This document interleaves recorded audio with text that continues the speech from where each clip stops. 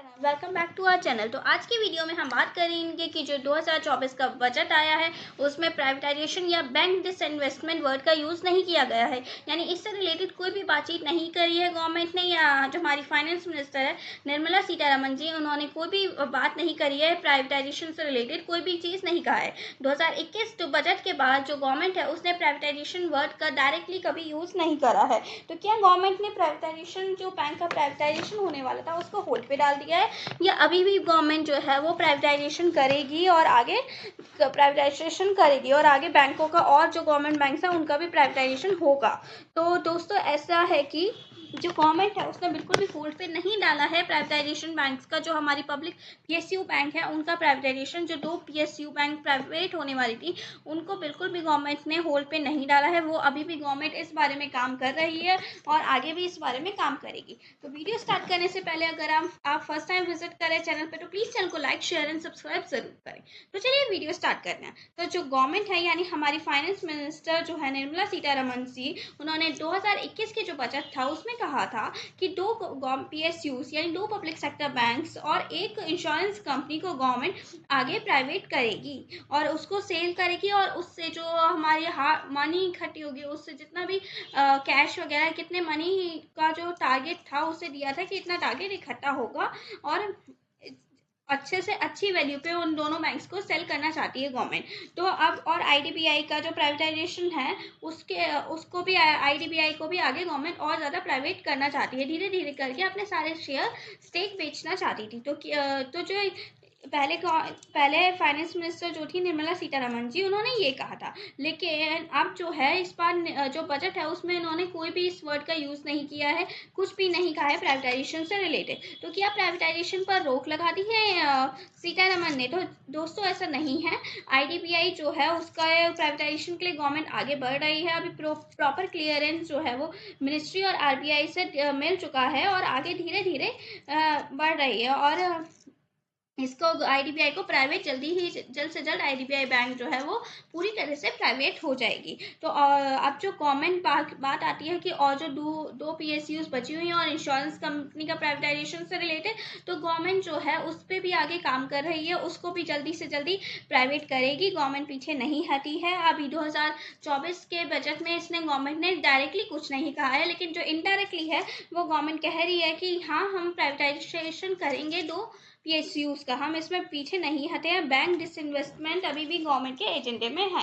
Government ने PSUs का और इंश्योरेंस कंपनी का प्राइवेटाइजेशन करने का होल्ड पे नहीं रखा है, वो अभी भी इसे सेल करने पे विचार कर रही है। तो दोस्तों बजट 2024 में तो हमने ऐसी कोई भी बात नहीं सुनी थी जो निर्मला जी ने कही थी, लेकिन बजट के बाद जो पोस्ट कॉन्फ्रेंस हुई थी उसमें निर्मला सीतारमण से एक क्वेश्चन पूछा गया था कि क्या अभी भी प्राइवेटाइजेशन उनके एजेंडे में है। तो उन्होंने कहा था कि हाँ जी हाँ, उनका एजेंडे में पीएसयूज का प्राइवेटाइजेशन अभी भी है।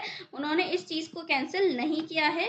इस चीज़ को कैंसिल करना उनके एजेंडे में कभी था ही नहीं। इसके लिए वो अपने लगातार गवर्नमेंट इसके लिए कोई ना कोई कदम उठा रही है। तो गवर्नमेंट जो है वो इसके लिए कोई ना कोई कदम उठा रही है, और जो डिसइन्वेस्टमेंट है वो भी अभी भी गवर्नमेंट की पाइपलाइन में है, और ये सिचुएशन ऑफ द मार्केट पे डिपेंड करेगा।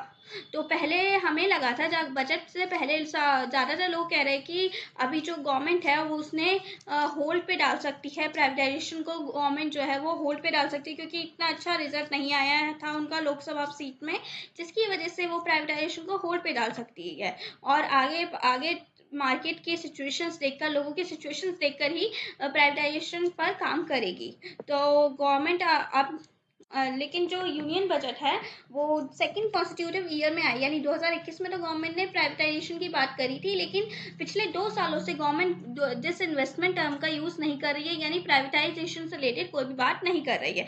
तो इससे इंडिकेट होता है कि जो मोदी 3.0 है वो गवर्नमेंट जो है वो कंटिन्यूस प्रेशर में है। वो कंटिन्यूस प्रेशर में है कि क्या हमें प्राइवेटाइजेशन करना चाहिए या नहीं। लेकिन जो हमारे सोमनाथम थे उन्होंने कहा था कि कि अगर मैं कुछ भी चीज़ को करने की सोच रहा हूँ तो मैं लोगों को एडवांस में उसे नहीं बताना चाहूँगा जब तक मुझे उसकी बेस्ट वैल्यू ना मिले। इसलिए स्वामीनाथन जी ने कहा है कि अभी हम अप्रोच कर रही है, गवर्नमेंट जो है वो स्ट्रेटेजिक अप्रोच कर रही है जिस इन्वेस्टमेंट से रिलेटेड, और जब तक वो पूरी तरह से गवर्नमेंट खोलेगी नहीं अपनी स्ट्रेटेजी को, जब तक उसकी करंट मार्केट है निर्मला सीतारमण, उन्होंने भी 2024-25 का जो टारगेट है उन्होंने 50,000 करोड़ रुपए रखा है। जी हाँ दोस्तों, जो 2024-25 का टारगेट 50,000 करोड़ रुपए इकट्ठे करना रखा है। तो अभी जो इंटरिम बजट प्रेजेंट हुआ था फरवरी में, उसमें और ना उसमें भी डिसइन्वेस्टमेंट से रिलेटेड कोई भी बात नहीं की गई थी, और अब जो बजट प्रेजेंट हुआ है उसमें भी डिसइन्वेस्टमेंट से रिलेटेड कोई भी बात नहीं करी गई है। और 2023-24 में डिसइन्वेस्टमेंट का जो एस्टिमेशन आ रहा था वो 30,000 करोड़ आ रहा है, लेकिन अब जो 24-25 में डिसइन्वेस्टमेंट का एस्टिमेशन बढ़ाकर 50,000 करोड़ कर दिया गया है। तो जो हमारा 2025 का जो इंटरिम बजट आया है उसमें एक स्ट्रेटेजी 2025 के लिए जो हमारा इंटरिम बजट आएगा उसमें एक स्ट्रेटेजी स्टैंडर्ड कैटेगरी बनाई है गई है मिसलेनियस कैपिटल रिसिप्ट। जी हाँ दोस्तों, मिसलेनियस कैपिटल रिसिप्ट, और ये कैपिटल रिसिप्ट के अंदर बनाई गई है। तो इसी चीज़ के अंदर जो और भी डिसइन्वेस्टमेंट से रिलेटेड जो भी चीज़ होगी, यानी बैंक प्राइवेटाइजेशन से रिलेटेड जो भी होगी, जो वैल्यू होगी, वो डायरेक्टली इन्वॉल्व न करके बजट में इनडायरेक्टली मिसलेनियस कैपिटल रिसिप्ट के अंदर इन्वॉल्व की गई है। तो जो गवर्नमेंट है उसने डिसइन्वेस्टमेंट टर्म को रोककर बल्कि लोगों को घुमाने की कोशिश कर एक मिसलेनियस कैपिटल रिसिप्ट्स के अंदर ये चीज़ ऐड कर दी गई है। तो ये जो इस रिसिप्ट्स में क्या होता है, इनके अंदर वो रिसिप्ट्स होती हैं जो इक्विटी इन्वेस्टमेंट और पब्लिक एसेट्स के लोग इन्वेस्ट करें, यानी इक्विटी इन्वेस्टमेंट और पब्लिक एसेट्स में जो जो इन्वेस्टमेंट होगी अलग अलग मैकेनिज्म के थ्रू।